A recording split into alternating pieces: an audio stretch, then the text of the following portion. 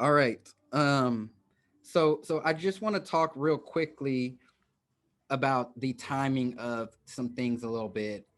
Last week we went into an overview on some of the things within Power Unit, and we talked a bit about time blocking. And time blocking, is the biggest struggle of a lot of people. Time blocking is one of those things that most people don't find that it's important until it becomes a problem. Until it becomes a problem, and until you realize that you don't have time for anything, until you're stressed out about everything that you have going on, you don't think that it's an issue. But here's what the smart people do. The smart people hop on it before they actually need it. Okay? Listen, time is your most valuable asset, especially when it comes to business. It's your most valuable asset, and it should be treated as such. It should be respected the most out of everything that you do in your business. Okay. Time works on two separate spectrums. You either have time for things or you don't have time for things. What happens when you have too much time? Okay. You're just all over the place. You're all over the place. You don't have any structure. You think that you're working, but you're not really. You're just being busy. You're not being productive. But on the flip side of that, when you don't have any time, you start to miss opportunities. Okay. You start to drop the ball on things. It starts to create an even bigger mess. And so I want to emphasize the importance of managing your time and how to get better at time blocking. As you all know, this is a very powerful group and there's a lot of stuff going on. A lot of you have some big goals in this group that as those goals start getting near, as you start reaching those goals, things are going to become more chaotic unless you have this process and this time blocking managed effectively the right way. Okay? I'm going to give you all some formulas on this time blocking that's going to help you out better. If you haven't gone through the actual time blocking lesson yet, definitely do that. This is going to enhance all of that. This is going to make it more clearer and it's going to help you out be better about this. Sometimes when you all send in your success journals, I see this a lot, and not just with you, Carol, but I see it with other people. Everybody talks about, oh, this was a crazy week. This was a crazy week. Crazy week. It's always crazy, but it doesn't have to be. It doesn't have to be crazy because when there's structure in place the right way, you may think that you have systems, but you don't have structure. Okay, because systems and structure are two separate things. Just because you pay for a system does not mean you have structure. All right. So realize that. And every week doesn't have to be crazy. When you start getting busy, it doesn't have to be crazy. When you start doing deals, it doesn't have to equal craziness. All right. Because that's going to tap into your subconscious and you're not going to want that. So we need to prevent that.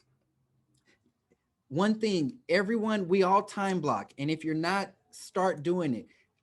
Download that time block calendar and start putting that stuff in there. But one thing about time blocking is you have to revisit it from week to week.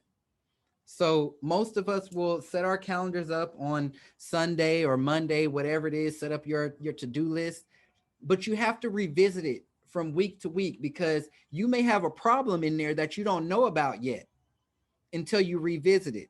How many of you actually look back at last week's calendar and analyze that calendar?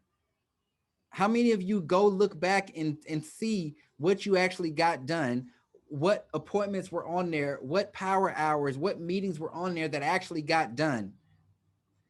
How accurate have you been with following your time block?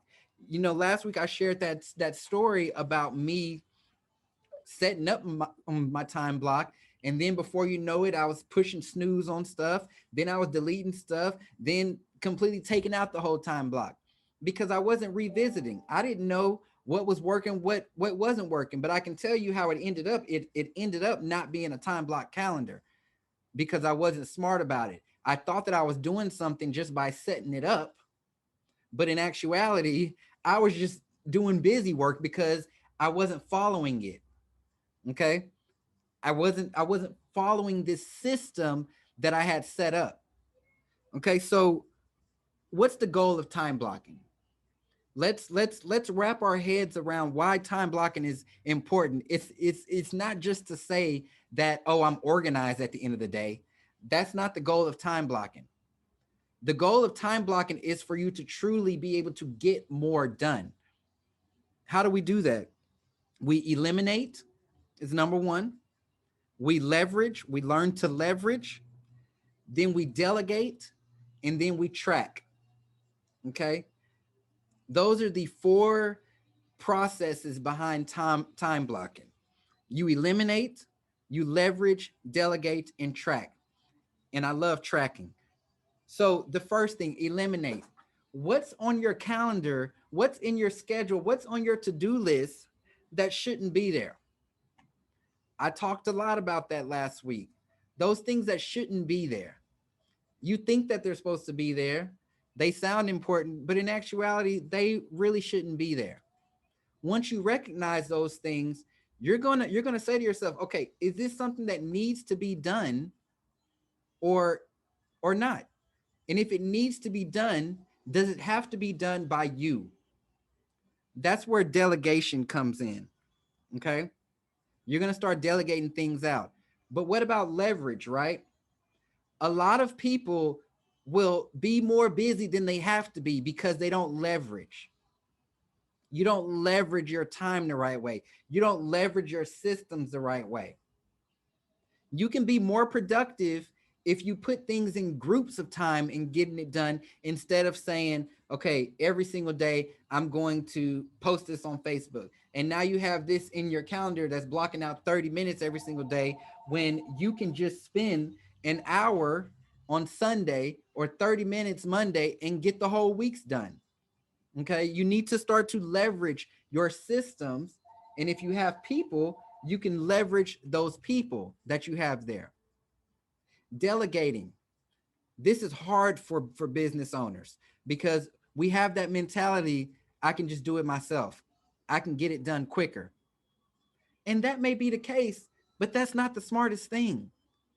That's not the smartest way to do it. And then tracking. Okay, I just gave you a tracking exercise a minute ago by just revisiting your last week's calendar. You need to track this stuff. How effective are you being with time blocking? How much more organized are you? What's a mess? What needs to be delegated? What is your business doing? All of this stuff starts with your calendar. And you need to be able to track these, track your activities, track the money that you're making. Okay? Now, something that I want you all to wrap your head around because I realize that a lot of you, your goal this year is to make $100,000 or more. On average, on average, us as real estate agents, we're gonna work about 2,000 hours a year. Okay, that equals that equals the standard pay to $50 an hour. $50 an hour.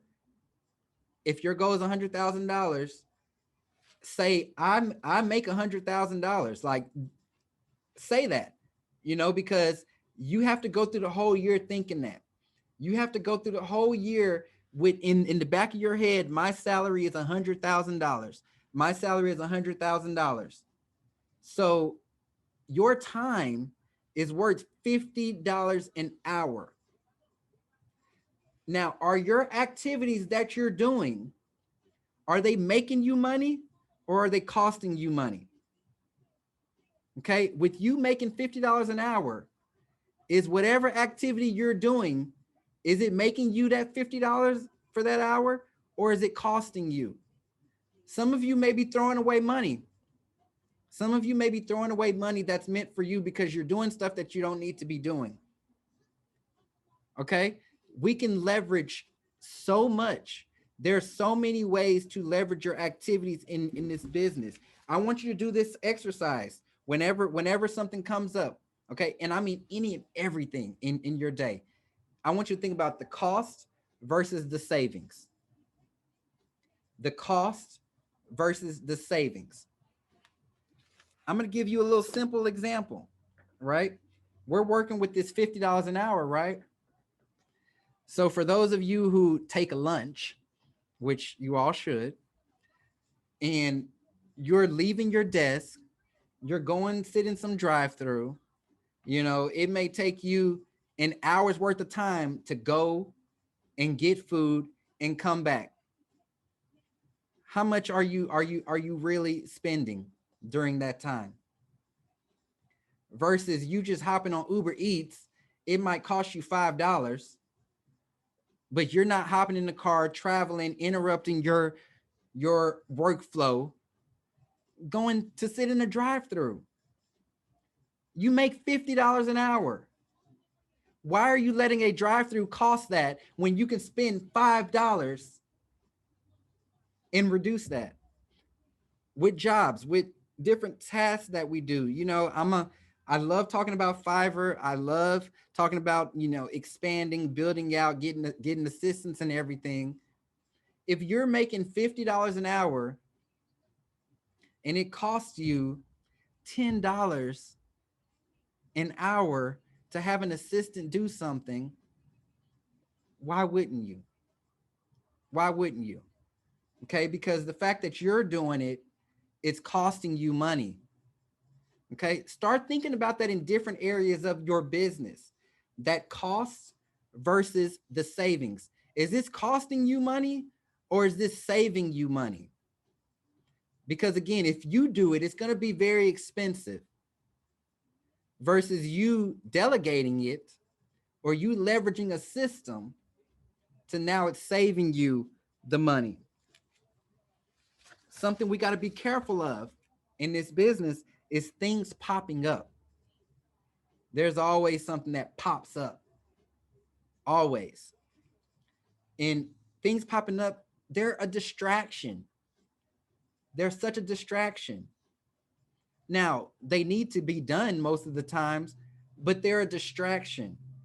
What do they end up doing? They end up throwing you off your time. You end up starting to put focus in something that you shouldn't be. You may start freaking out about something that's not even that serious. Has anybody ever heard of that quote? There's a time and a place for everything. Don't let these things popping up throw you off. Okay? Because we have forces working against us in all kinds of ways, but you have to be laser focused. Remember, what's my cost? What's my savings? Is this about to cost me an hour, or can I wait 30 minutes to do this during that time that I put on my calendar to do it? Okay, you already have it blocked off if it's the right way. But when you don't have it blocked off, when you don't have that time block calendar, what happens? Things start popping up everywhere. You don't know when to do it, where to put it. It's just all over the place. And that's not the goal here. You are a business owner. You are a business owner. You need structure. You need discipline. You need to make sure that you are acting as the CEO. Some of you are acting like cashiers when you're supposed to be the CEO of this company. Okay. The CEO focuses on high level activities. High level activities. One thing in business, have y'all ever heard about something scaling? I got to scale my business. I got to scale this. I got to scale that. Well, that's what it is. When you have tapped into something, when you have tapped into a system, you know how something's working. Okay, you delegate that out. It's going to still work. Yeah, it may cost you a little bit of money, but guess what? You're able to focus on more higher level activities. So now that process still keeps going. It's still moving in the background. And what are you doing? You're moving on to something bigger and better. That's what scaling is. But you won't be able to scale if you keep yourself on just that front line. Okay. And I don't want you to be afraid of scaling. Don't be afraid of delegating. That's the only way that your business is going to grow. You all made the investment to become real estate agents. So when you start making some money in this business, now it's time for you to start reinvesting in it. Okay. And that's not just reinvesting in, now I'm going to get some postcards and now I'm going to order some pins with my logo on it. It's not a reinvestment. You need to reinvest in some of your processes and systems. You need to reinvest in some of your people. Okay, because those people, those systems, that's what's going to give you leverage to scale in this business. Okay, you have to take this stuff very seriously and not let things fall through the cracks. You don't let things fall through the cracks in your transactions. So why are you letting them fall through the cracks in your business? If you know you need to do something, you as that CEO need to be disciplined enough to get it done. Get it done, because if you don't do it, if you can't set that bar high enough, nobody's going to come into your organization and respect it enough to do the same. Okay, you have to be looked at as a leader, not only to people who you hire, but to your clients. Okay, because that's going to spill over. I love how Donna talked about her process that she has with rentals. You know, she pre-qualifies them. She has a process. That's what allows her to talk to so many people a day. That's what allows her to generate so many leads. Okay, if you get tight about this, you can do a lot more, because you know that everything has a time and a place. One thing about me, if it's not in my calendar, it doesn't exist. It doesn't exist, because I follow my calendar religiously. So if it's not in there, it doesn't exist. If it's not in there that morning, it's not getting added in there that day. Okay? Nope. It's going to have to be the next day, or it's going to have to be later this week. It's going to have to be next week. Because one thing I gave advice in last week, to come in, print out your daily schedule every day. When I print that schedule and it sits on my desk, nothing else is getting added to that. Okay? Because that is my day. That's what I have planned. That's what I have mapped out. That's what I'm going to tackle for this day. Nobody's going to come and just add things on there. You know what that's called? That's called discipline. That's discipline right there. And it spills over in every area of my business. You know what things look like when they're right.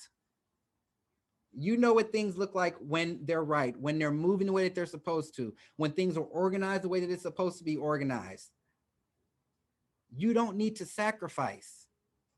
Okay? You don't need to sacrifice. You are the business owner. You're putting in the hours. You're going on these appointments, these auditions. You're the one that's building this company. So hold yourself to that higher standard. Hold your business to that high standard. We're not in the business of making excuses. We're not in the business of putting things off. For what? When you put something off today, you're going to put it off tomorrow. You're going to put it off the next day. The next thing you know, 6 months down the line, you're in the same position where you started, because everything has just been put off and piling on top of each other. But why? Why would you do that to yourself? Is that what you think that you're worth? It's not fair to you. It's not fair to the people who you could be potentially helping out there. It's not fair to the people who you could give a job and pay them salaries. You can change lives, but it's going to start with you. It has to start with you. Okay? So do an audit of your time blocking every single week. Do an audit of the week before. Take a look at it. You remember I gave that activity last week about writing on a sheet of paper, 2 separate sides, everything that you want to accomplish, and then everything that you did accomplish for a whole week. And you're going to take a look at that. And you may realize that you did a lot of things that just didn't equal out to that $50. You know, why did I spend 2 hours doing this? That just costed me $100. $100 for this day. Start thinking like that with this time blocking. Another bit of advice: put the hardest and most tedious tasks at the beginning of the day. Put it all at the beginning of the day. If you know Eat you your frog. what'd you say, Carol? Eat the frog. Yeah, right. Put all of these tedious projects and tasks and things like that at the beginning of the day.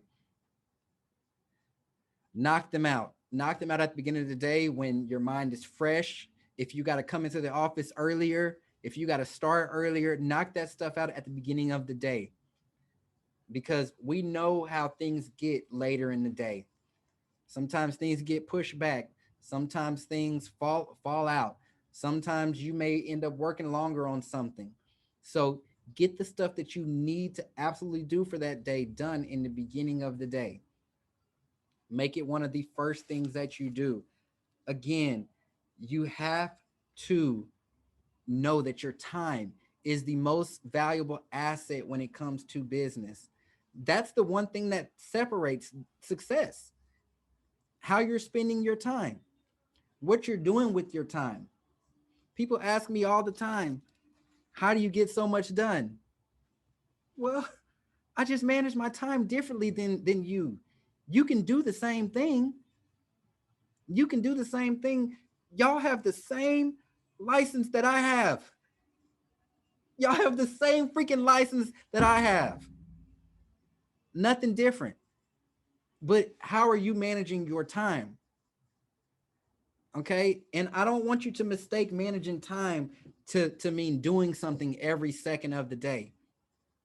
Okay. I'm not saying that you have to be completely on 100%, but I am saying that you need to see your resources, your tools, the systems that are out there, and learn how you can leverage those. Some of you with social media posts, there's systems out there that can post for you. Okay. Some of you with calling, appointment setting, there's companies out there, there's people out there that can do it for you. If you're bogged down with paperwork, hire a transaction coordinator. Okay. You may spend 15 hours on a transaction just doing paperwork. Okay. You may spend 10 hours on a transaction doing paperwork when you can pay them $200 and they'll do it for you. So now you're gaining 10 hours back. Think like that. Think like that with everything in your business. The reason why I always want y'all to do that exercise with the time blocking, with the time block calendar, and use those colors, because your calendar, you want more of that green time activity on there. And if you don't have enough green, you're not going to make that green. You're not going to make that money that you want to make.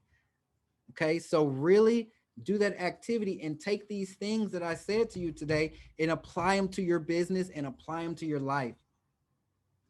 Time blocking is a psychology. It's not just an activity.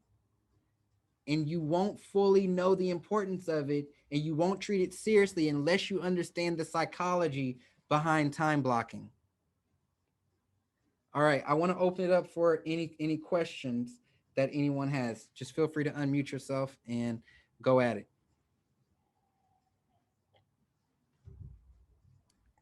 What do you use, Jason, for social posting? So I prefer using Buffer. So I like Buffer. And then there is another one that I'm gonna get you the name of it. I don't use them anymore, but they were really good, and I'm probably not gonna think of it right now. Oh, another system is called Later, Later. Hmm. I use Buffer, and Buffer works really well. I have an account where basically I pull pictures from list reports, and it's easy to just pull them from list reports and then put them in Buffer and hit 7 different accounts at one time. So I do that. Thank you. Yep. What other questions do we have? Any takeaways you want to share?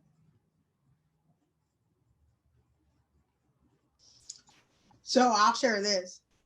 Jason started getting on me about 5 months ago about time blocking my schedule. And I started listening, but it's like anything else, right? It's a slow process because it's different, it's change, and we're used to doing things a certain way. And so you're like, yeah, I'm going to do it. And then you fall back into old habits, whatever. But I will say this: in the last month, I really have gotten serious about time blocking. And I spent the last I want to say 2.5 weeks of December 2020, really putting all the systems in place that I needed to be good in 2021. Let me tell you, if I hadn't time blocked last week, I don't know that I would have been able to get done everything I had to do.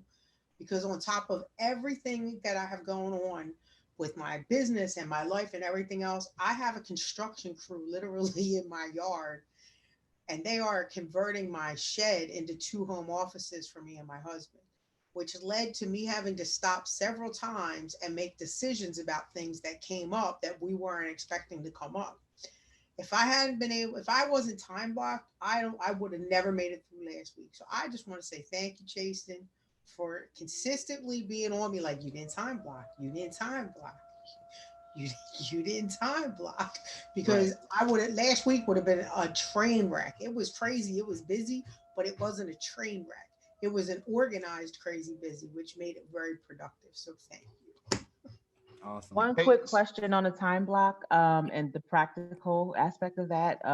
For those of us that have like the personal calendar and then you have your real estate calendar, and say we're also working another uh, full time. Do you have like 3 separate calendars for your calendar management? And how does the time blocking, how does that work? Nope, I don't have 3 separate calendars It's because I'm only one. one. I'm only one person, not Okay. 3 separate Okay. people. And so, what One. what you want to start doing with your time block is looking for those opportunities, and that's even more the reason why you have to have it on one calendar, because you need to be able to physically see those opportunities there that are there for you. Where are those spaces? What's my time going to? Think of your calendar as a report. That you can look back a week from now, 2 weeks from now, and know everything you did.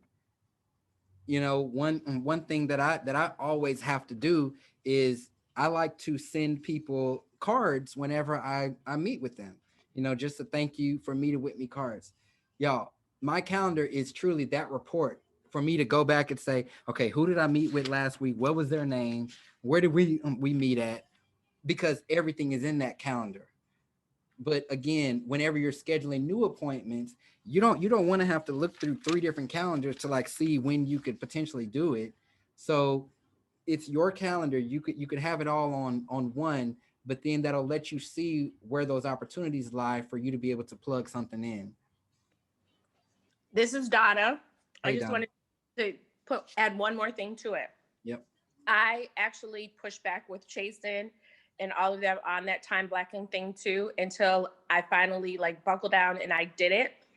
And it's now to the point where I even put in my actual appointments without anybody's name in it, but I put in those appointment blocks so that when I'm talking to people and I go to my calendar, I don't have to scramble and be like, oh, I've got 20 minutes in between 10 and 11 or whatnot. I literally have those appointments already booked in my calendar, and all I have to do is go in and slot them in. I do that every single week, and it's A, it keeps me organized. B, it's also manifesting appointments. If you book them on your calendar, you will fill them. Put them on your calendar every single week so you never have to try to figure out what you have available. It's right there in front of you. Because for me, I have a teenager and I'm a single woman. I don't show houses once it gets dark.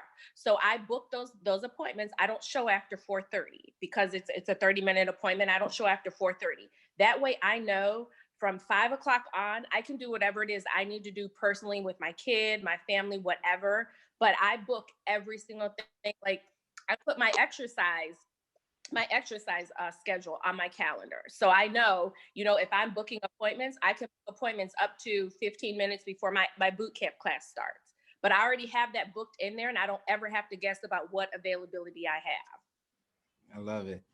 See, and man, Donna, manifesting them appointments, man. You're trying to go. She's trying to go deep. I almost. No, I love it. I love it. All right. I have a quick question. How do y'all manage your emails and your time block? Because those just don't ever stop. You send one and 5 more come.